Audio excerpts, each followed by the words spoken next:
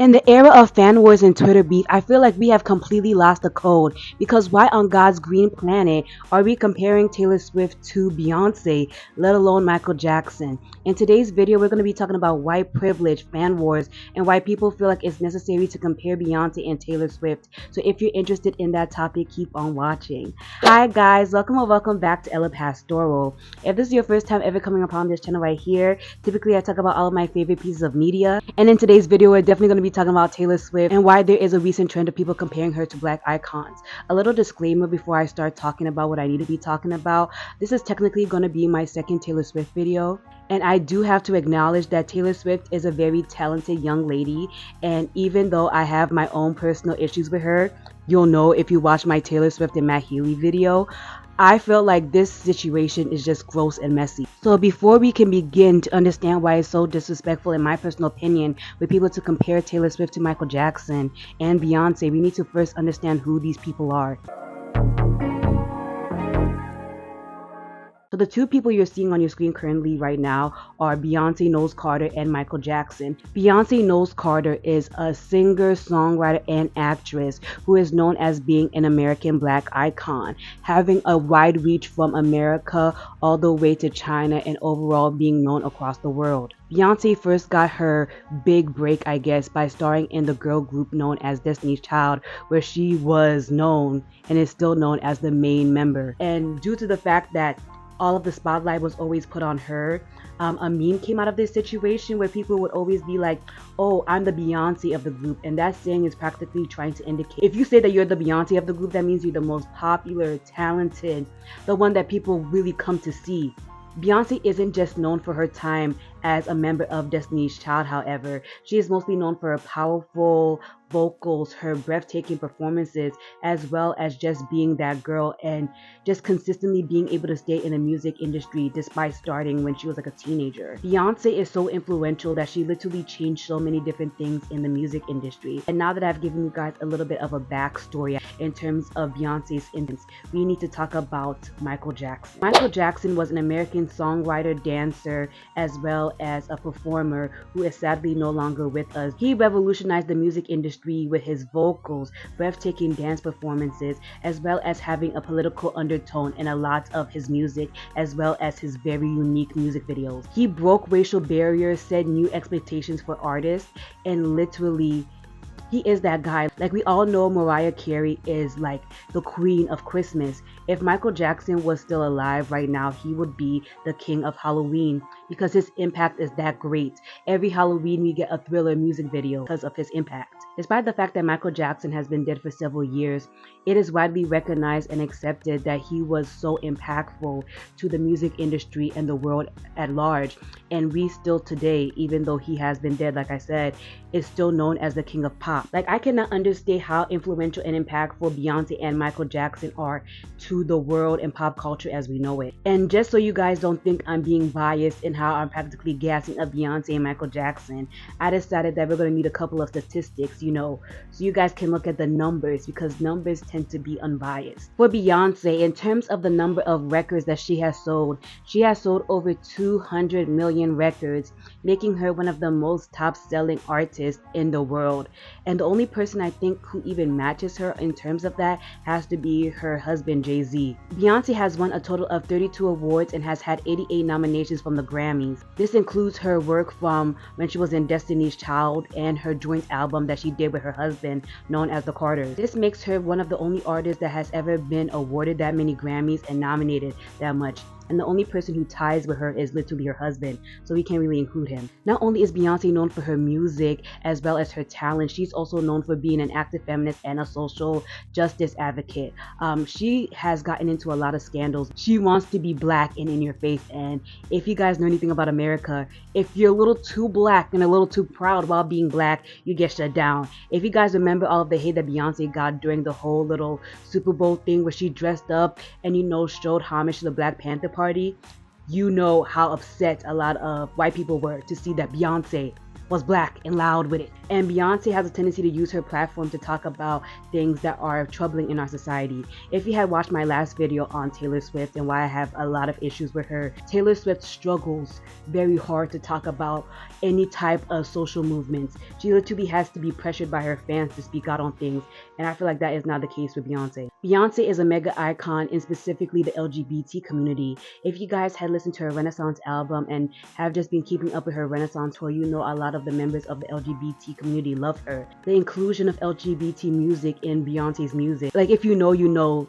Beyonce and the gay community specifically are like this. So now that I've talked a little bit about Beyonce, her stats and all of that, I really want to talk about Michael Jackson, because even though this man is no longer with us, his like presence and his impact on our culture, specifically our pop culture, is still widely felt. So Michael Jackson has sold over 350 million records, period, across the globe. Michael Jackson has also won 13 Grammy Awards, 8 being specifically for his album known as Thriller. If you guys were on like TikTok, Twitter, any of the social media sites at all during Halloween, you would know that even though this man has been dead for years, Thriller stays unmatched. People was making flash mobs and ish because that's how impactful Thriller was. Michael Jackson was inducted into the Rock and Roll Hall of Fame twice. Once when he was a part of his little own boy group with his family known as the Jackson 5 in 1997, and again in the year I was born, 2001, as his own solo artist. Michael Jackson has been in the game since he was a little kid, and since then he has just been opening doors for so many black artists. Like, he is him, period. And even though Michael Jackson has been dead for a long time, I feel like now that you guys have known the little stats, whatever, we cannot underplay his success. There will be no other Michael Jackson. I don't know, maybe in like 1,000 years, but based off his impact, his success from literally being a kid up until now, there will be no Michael Jackson. There will literally be no one to take Michael Jackson's place as the king of pop, especially Chris Brown. Because for some reason, y'all keep bringing up Chris Brown. God, I hate it when y'all do that. So now that I practically described why I feel like Beyonce and Michael Jackson are icons, I need to talk about Swifties. So there's this little quote that I found on the internet, and it said, "The thief of joy is comparison." And I feel like that is so true, especially when we are talking about fan wars. When we want to compare people, when we're in the topic of fan discussions, it literally just kills the joy in fandom. Comparisons in fandom are always the worst, because in order to justify why you think your fave is the best out of everybody else, you'll literally have to bring someone down, and I have never been with that, because I like who I like and you can like who you like.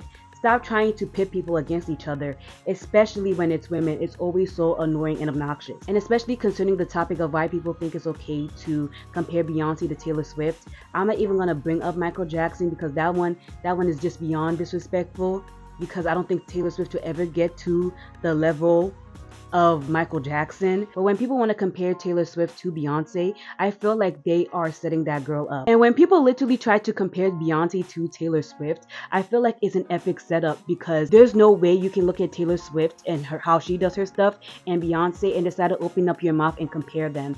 I feel like some of you guys aren't even Swifties for real. You guys are antis, because when this topic came up around the Eras tour, there was this one user on Twitter that was like, "Oh, Beyonce could never compare to Taylor Swift." And literally the whole entire internet turned on this person and Taylor Swift. I went to Taylor, by the way. You saw Taylor? This is the greatest live concert I've ever seen in my life. Only person you can compare Taylor Swift to is Michael Jackson. There's nobody else. You're doing a disservice to any other artist if you compare Taylor Swift to that. I'm being honest with you. It is the most amazing live concert I've ever seen. And you've seen Beyonce. Son, I've seen Beyonce. And this is gonna hurt feelings here, but you're doing a disservice to Beyonce to compare her to Taylor Swift, because Taylor is in another galaxy. I was a Taylor hater. I'm going there because my wife wants to go. I've been making fun of this girl for a decade. And within one song, I'm standing up. I knew you were trouble when you walked in. I felt like such a phony. I went in there not thinking I was gonna be blown away, and it was spectacular. I hate we have to compare them. It's unfair to Beyonce. The only person you can compare Taylor to is Michael Jackson. If you talk about hits, I don't want to do this, but we could do it. You can't tell me Beyonce has the same amount of hits, no features, as Taylor. Nah, she does. Take away the features, you can't even name them. Wait, are you talking about no Destiny's Child? No Destiny Childs, no Jay-Z, no Sean Paul. Oh, you mean with nobody? No features! Why do we acting like we don't know what features are? That's What it. I hate is You that need y'all to even speak. bring Beyonce into it. Y'all need to just compare Taylor Swift and Michael Jackson, and it's close. We do not want to have the conversation of writing their own songs, and that's what makes a great artist. We're not talking about the greatest performer of all There's time. no way Taylor writes all her. If all of it. Michael Jackson didn't even write his own music. That's why I'm trying to say, if we want to have the conversation of greatest artists of all time, and I know that we don't want to have this conversation, it's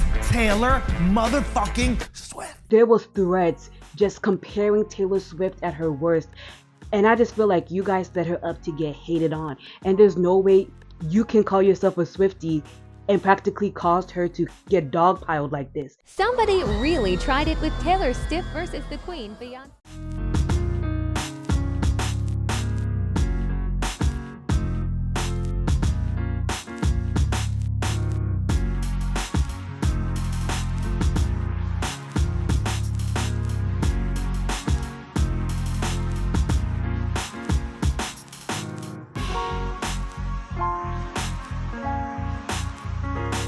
Like, I'm gonna be inserting the clips for you guys to see.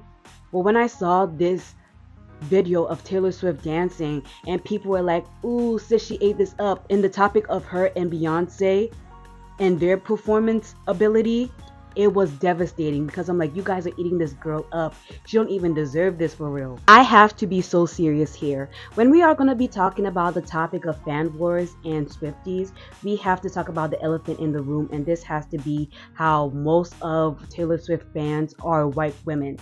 When discussing how problematic fandom can be and how problematic white women and white NBs can be in fandom, I have no better resource than Harriana's new book. This book is called Do Not Call Me Sis, and this was written by her and Amaya Janelle, and I'm specifically reading from the essay called May I?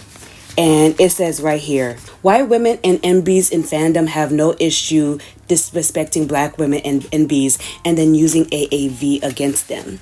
History repeats itself in mysterious ways, and it's a proven fact that white women and NBs feel as if their whiteness gives them an advantage over black women and NBs. Therefore, they can get away with how they talk to them. Even as far as going to telling black women and NBs they are allowed to use AAVE as much as they want. It's entitlement. And I wanted to read that specific quotes because I feel like it really relates to this section of the video, where I feel like despite the illogical comparison of comparing Beyonce to Taylor Swift, and even worse, Taylor Swift to Michael Jackson, a lot of it is entitlement, but let's talk about it further in the video essay. And if you have ever been in a fandom space that is dominated by white women, you know how a lot of them can be very, very, very racist if you dare step out of line. Like, I personally have friends who are Swifties. They're Asian, so I don't have to deal with a lot of the anti-blackness whenever I bring up Taylor Swift's problems. But whenever I open up TikTok, oh my god, it's literally like hell. When it comes to talking about Taylor Swift and why so many Swifties think that it's okay to compare her to someone who, like, the comparisons aren't comparing. Like, we need to be serious. We have to talk about the topic of white privilege. And the reason why I feel like so many Swifties believe that it's okay to just consistently start fan wars, especially with black fans, is that they feel like Taylor Swift is on that level. And I'm not gonna lie to you, your girl Taylor, she has been doing some stuff. Like, I'm not gonna lie, like, she does her little 1-2-1-2, but Taylor Swift is still not at that level yet.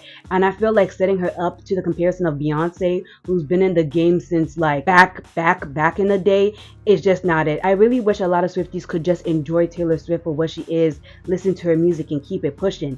I know people who like Taylor Swift, like a couple of her songs, and keep it pushing, but for you to call yourself a Swiftie, I feel like it's the same thing when K-pop fans call themselves stans. It's a level of obsession. Like, I'm gonna insert this TikTok for you guys to watch, and I want you to look at the high level of delusion a lot of Swifties have. White girl boss feminism needs to be stopped. You are comparing Taylor Swift to a philosopher, an empress, a suffragette, a warrior, a physicist, close friend of Marie Antoinette, and Cleopatra. White mediocrity has you in a chokehold, honey. In a freaking chokehold. The idolization of white women pop stars is going to be the death of any progress that we make towards women's liberation. And that's not even me being hyperbolic. That's just the truth. Like, I would laugh if it wasn't so sad, you know? Like, I feel like people think that Taylor Swift is a god. And that's where you lose me. I don't believe in holding a lot of celebrities to high pedestals because they will consistently disappoint you.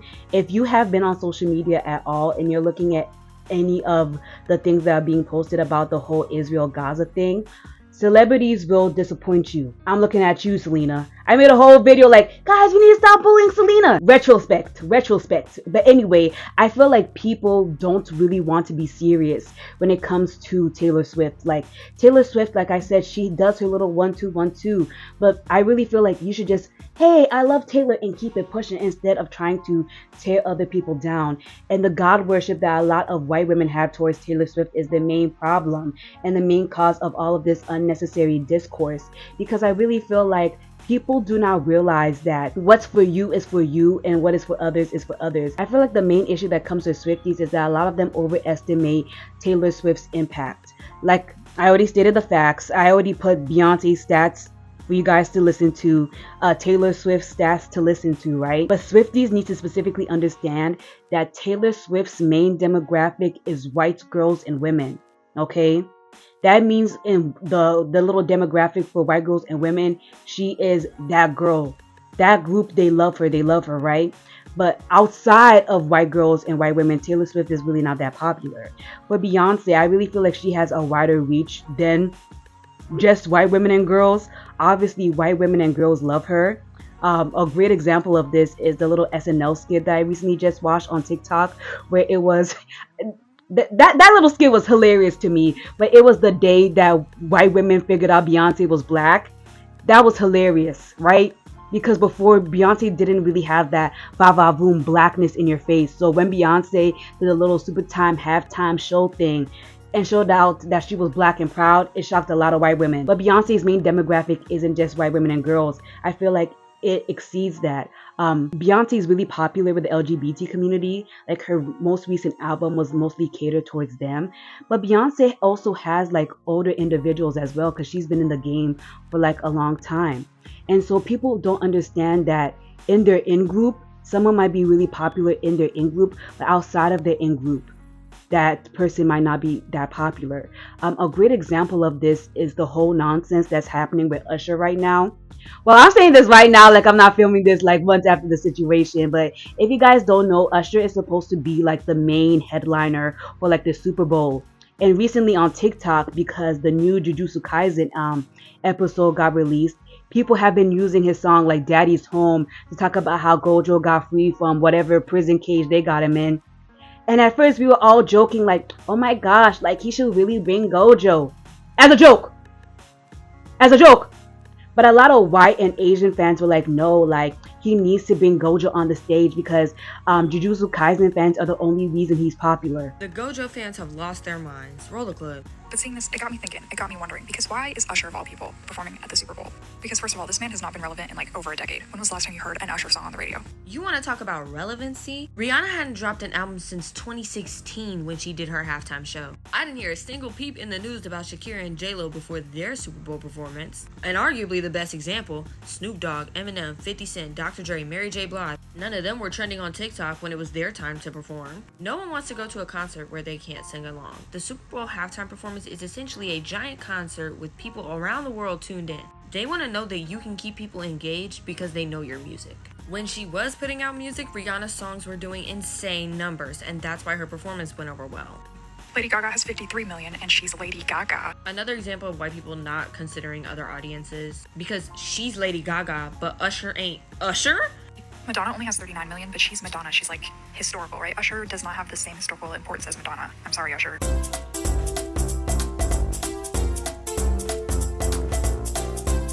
The apology was necessary because what are you talking about? I'm gonna need the breakdown quickly on how Madonna is less historically important in pop culture than Usher. Madonna doesn't have a single song to ever hit 1 billion streams, but you know who does? Not to mention, Usher was backing Justin Bieber, arguably one of the most influential pop artists of the late 2000s, early 2010s. What is it about Usher that makes him marketable right now? As a football fan, this whole argument grinds my gears. After the Super Bowl ends, they're already looking for people to perform at the next Super Bowl. Something that happened within the last month had no influence on that. But since we're discussing his relevancy, everyone not just talking about him and Keke Palmer. Ain't he on tour right now? And also, doesn't he still have Las Vegas residency? And guess where the Super Bowl is taking place at in 2024? Right, okay. But one of his songs does happen to be trending. Why did that song start trending? Now, I'm not saying that a bunch of Gojo edits is influencing the Super Bowl. That's why I'm gonna cut it off, because no, that's exactly what you're saying. Like, I was laughing. I was keying with y'all when y'all were saying we should pull Gojo on stage at the Super Bowl. Because the jokes were funny, but they remained within the niche of the JJK fandom. But the entitlement that you must have to truly believe that you have this influence on someone like Usher, that you believe you made Usher culturally relevant, is so incredibly dismissive of the influence that black people have on pop culture, and incredibly dismissive of Usher's level of fame.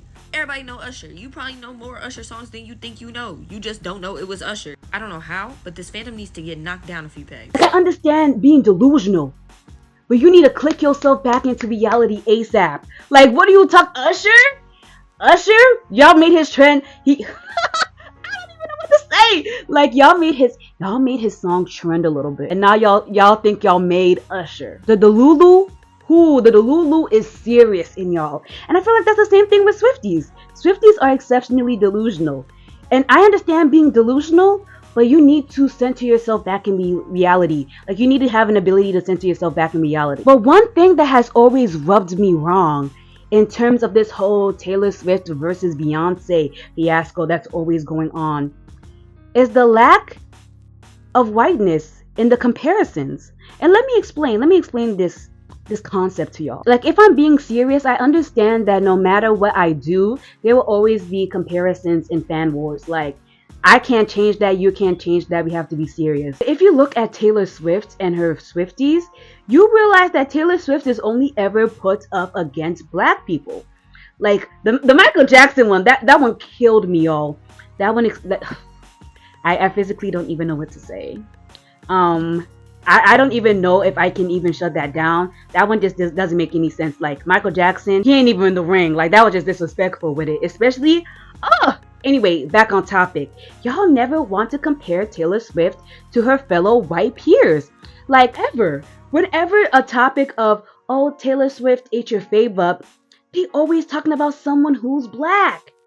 Like, I was talking to my friend about this, and she was like, oh, Emma, it's because there's no white girl who's popping off like Taylor. Which is true. Nobody is doing it like Taylor Swift. I'm not gonna lie. She went to her friend's wedding, and the Swifties, they came like they was Avengers Assemble in the freaking, Infinity Wars. I've never seen people do it like this except for the K-pop stands, and they scare the hell out of me, right? But still, Taylor Swift isn't doing it like Beyonce, and every day is think piece. This is how Taylor Swift is like Beyonce. So let's talk about it, because I have my cute little list. I had to pull out my little list because I was always so confused, right? But these are some of the white female like pop stars or popular white girlies that, they be doing their little 1-2-1-2 that I'm so confused that people don't compare with Taylor Swift. The first girly I have is Miley Cyrus. I feel like I'm just so confused why people don't compare Miley Cyrus to Taylor Swift. They both have their American blonde girl next door type of feel. Except for that one time that Miley Cyrus wanted to be black. Watch my video about white women in black spaces if you guys want to know. But after she separated herself from blackness, she went back to her girl next door cookie cutter image. So I'm confused why, y'all don't be putting them against each other like y'all do her and Beyonce. The next person I have is Selena Gomez. Selena Gomez pisses me the hell off following her situation on Instagram. You'll know why. But she makes music, and she's literally always on like some type of social media because of the whole her versus Hailey Bieber nonsense. So I'm confused why y'all don't that versus that. Another person I have is Demi Lovato. I think Demi Lovato goes by she, her pronouns now, but I don't know. Put her in the ring. And the last person, and I feel like the person who makes the most sense, is Ariana Grande. Like, if you guys know about Ariana Grande, you know about Ariana Grande. Like, she was a Disney girl. No one thought she was going to be the breakout star from Nickelodeon, but boom, she popped out, did her 1-2-1-2, put out album after album. She gonna be in the Wicked, the little Wicked movie or whatever. I don't know if you're gonna be boycotting that. Who knows? The state of the world is literally in hell. But literally, I'm so confused why people don't compare her to Taylor Swift. Like, I feel like they have a lot of comparisons, more than Taylor Swift and Beyonce, but I never hear y'all pit those two girls together. And real quick, before I move on to my next point, y'all never compare Taylor Swift to white icons. I was talking to my friend about this. I'm like, if we're gonna go for newer kid to older adults, why does no one compare Taylor Swift to, like, who's somebody I really like? Britney Spears, Adele. Who's somebody who be doing it? Madonna. It's always Beyonce. And I just feel like it's the racism and white privilege. And I really feel like it's confusing, because why is it always Beyonce? Why does it always have to be someone who's black? Because then, in order to justify the nonsense, the Swifties turn to a lot of anti-blackness in order to justify their points. And as someone who's black and for some reason has Taylor Swift all on her For You page, I blame my friends. I blame them actively. I'm tired of the shenanigans. I had to pull back my phone because I had some things to say on why I feel like people think it is necessary to try to compare Taylor Swift to black icons. The reason why I feel like people feel like it's necessary to compare Taylor Swift to black icons has to be white privilege. Like, in order for white privilege to work, you consistently have to be better than the out groups. The out groups being like anybody who's not white. Black people, Asian people. It's consistently a thing that we see. Like, there'll never be peace. There'll physically never be peace. And like I said before, I really feel like people do not understand that outside of their in groups, right, there are people outside of said in groups that have impact. Like the anime fans not understanding that Usher is an important icon and that they did not make him famous. Usher been doing his thing, right? And I feel like there will actually never be peace because a lot of white women and white girls see themselves in Taylor Swift. Like, they see themselves as the American girl next door, and they see Taylor Swift's success as their success. And in order to be successful, a lot of people can't just thrive in their own success. They need to bring someone down below them. Like, you can't be that girl unless you have people below you. You feel me? That's just how some people think. Like I said, the thief of all joy is like comparison. Whatever I said, I'm tired. It's like 8 o'clock where I'm filming at. But I really feel like a lot of Swifties are insecure in themselves, and they use Taylor Swift to all of her success, all of her like Grammys, all of her talents to inflate their egos. And the fact that they can go and look at Beyonce and see that Beyonce is doing well, they feel really disturbed in their spirit because Taylor Swift isn't there yet. But it doesn't have to be a comparison thing. Like I said, enjoy her music and keep it pushing. Like, instead of doing all of this versus nonsense, go stream her girl's music. Like, the main way to support the artist you love is by buying their music. All of this versus nonsense is so unhelpful, and I need Swifties specifically to understand that. Another reason why people could possibly be comparing Beyonce and Taylor Swift is that both of their fan bases are really unhinged and wild. I feel like the Beehive has calmed down a lot in recent years, but before, bro, like the Beehive, oh my goodness, like it was bad. Like, I think there was a rumor that this girl was cheating on Jay-Z. That Jay-Z was cheating on Beyonce with this random girl. And said girl got bullied for months. And I don't even think that she knew Jay-Z like that for real. The Beehive, they be going hard.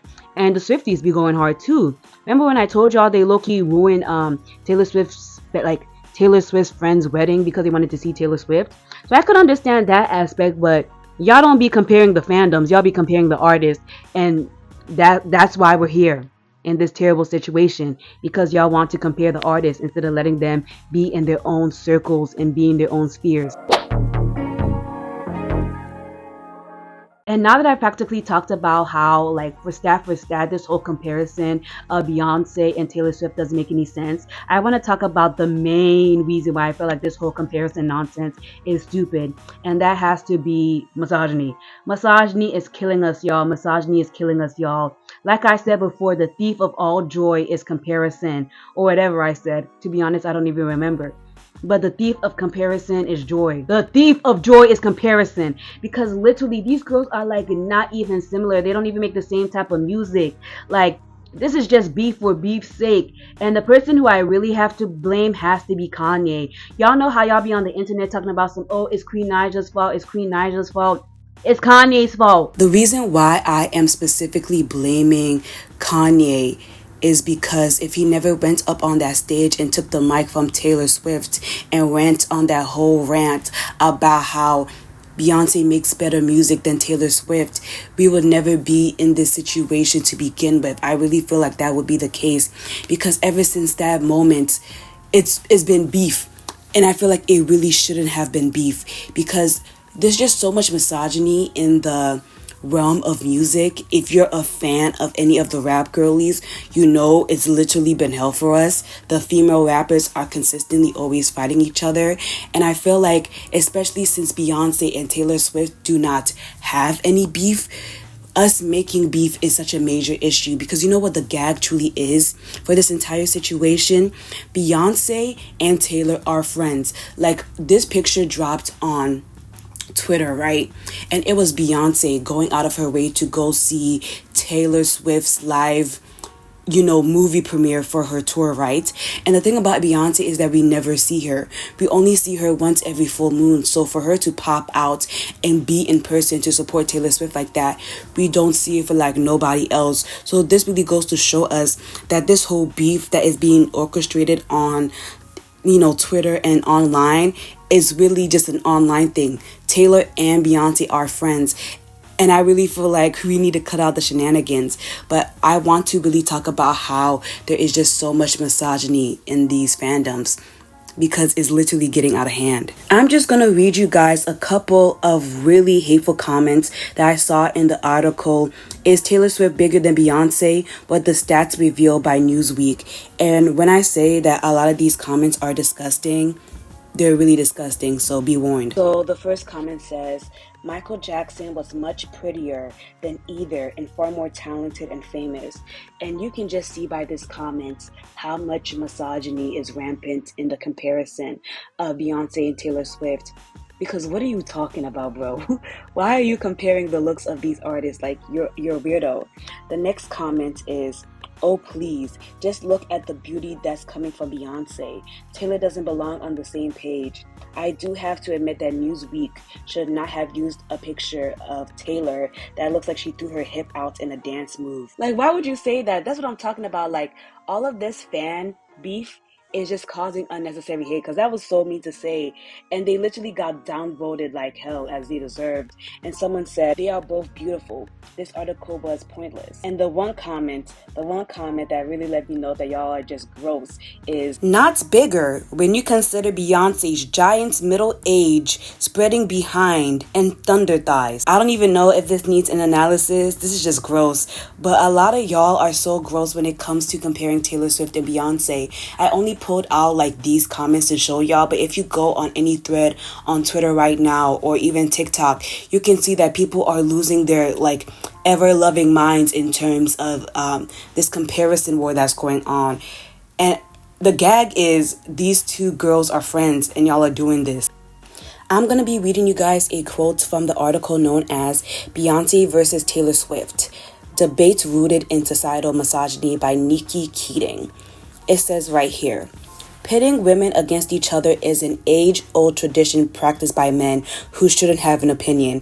Women can follow societal trends and patterns that promote misogyny. When multiple women are put in positions of power or fame, positions that Beyonce and Taylor Swift are very much in, it challenges a standard narrative that there can only be one woman worthy of desire.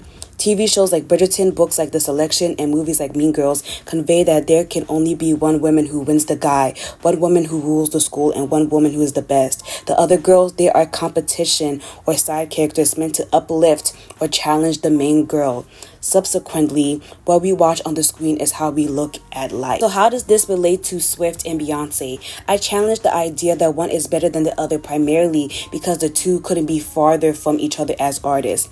Taylor Swift's brand is dependent on white feminism and indie folk pop. Her music and set are retro-inspired and fun, focusing on the themes of womanhood through the lens of her southern white upbringing. Beyonce focuses on her experience as a black woman in America. Her songs and sets often center around the themes of black power and the black feminist movement. Her music is drawn from R&B, pop, and hip-hop, and she frequently collaborates with artists like Kendrick Lamar or Jay-Z, yet people feel the need to pit them against each other. No one compares Hozier's tour to Drake's. There aren't thousands of TikToks dragging the two men or articles counting and comparing the amount of costumes, set lists, and even locations the artists have. Instead, people are talking about how funny it is that women throw bras on stage for a chance that Drake might read off the size or put it on his face. Many TikToks focus on the fact that Hozier is a perfect man, capable of describing how women want to be yearned for by a man. Once again, men are praised for doing the bare minimum in catering towards women by acknowledging them, while two women's tours risk being outshadowed by a debate started by a man. Artists are supposed to be different from each other. That's what makes music so special. We are also allowed to critique artists because that inspires new music and perspective in the industry, but we need to do better conversing about female artists in the music industry. There doesn't have to be Cardi versus Nicki, Doja versus Rico, Katy versus Taylor, because they're all great artists. They wouldn't be famous if they weren't. This doesn't mean you can't have a favorite artist or acknowledge the genuine flaws artists have, but we do not need to devalue another artist to make your opinions more valid. We don't have to tear down one woman to uplift another. There shouldn't only be one. And I saw a really good comment that was left under my YouTube poll asking you guys if you even wanted to see this video. And I'm just going to read it for you guys. I decided to block out this person's actual ad name, but they said it's such an interesting comparison. Like, from my perspective, Beyonce contributes to black culture, and I would say black queer culture. Taylor contributes to popular culture, and surprisingly, she contributes to queer culture, but not at all in the same way Beyonce has and does, because Taylor contributes through a lens of white pop culture, while Beyonce contributes through the lens of blackness. They also do different things to me as artists and performers that cannot be compared without personal bias, which is totally fine. I also only see Taylor stance comparing the two, which makes me think they are just threatened by Beyonce existing, but I don't know everything, and I hope you cover this. The person followed up their comment by saying, Taylor gives the queer community the white femininity model that the gay community specifically historically attaches to. Beyonce gives the queer community the black American femininity model, boss bitch kind of queen energy, but she also serves messages of liberation and deconstruction that I think particularly hits the many of the queer black community, especially the queer black femmes of all kinds. I find it interesting that people want to mark one as better than the other, when to me they aren't even competing in exactly the same race at all when it comes to their messages, audiences, and hurdles. They are both rich though. And then another person said, agreed. I'm just going to add there was a time when Beyonce was contributing to mainly pop culture. And I feel like they made a very good point. Like, Beyonce and Taylor Swift are just so different. Like, they're literally like on other sides of the continent. And I really feel like we need to do better and stop pitting these people together. I'm talking directly to the Swifties, because nobody brings up Taylor Swift until y'all bring up Taylor Swift. But I need y'all to just support her in silence. Don't bring no other fandoms into this, okay? Because I notice when y'all do, y'all be racist, okay? Stop that. Stop that. Stop that, okay? Okay, cool.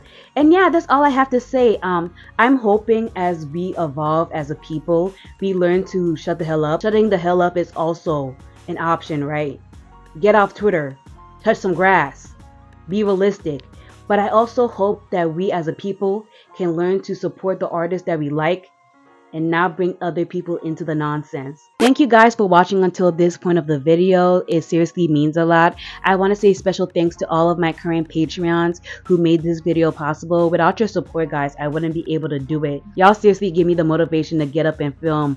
Like, with the way school's been treating me and school administration has been treating me and all of my nursing colleagues, y'all really give me the motivation to come and do this YouTube thing. So if you want to also support my channel and help me make videos, you can join my Patreon, Ella Pastor on Patreon. I have a lot of fun things going on over there, exclusive videos that you guys won't be able to see on YouTube. And yeah, if you want to enjoy that, go over there. Thank you guys for watching this video, and I'll see you guys in the next one. Bye.